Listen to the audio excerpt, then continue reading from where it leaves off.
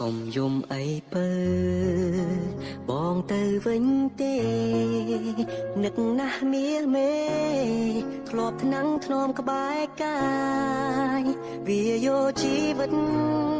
បងផាត់ឲ្យបងឃ្លាតឆ្ងាយជូតទឹកភ្នែកសិនឆោមឆាយស្ដាយស្នាមញញឹមស្រីព្រោះតែវិជ្ជាលាទៅទាំងស្ដាយស្នេហ៍នៅឆ្ងាយកាយសង្ឃឹមចិត្តភាំងក្តី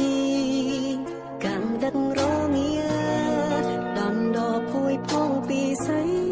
ទ្វេបលោកច័ន្ទនារាត្រីជាសក្ខីស្នេហ៍យើ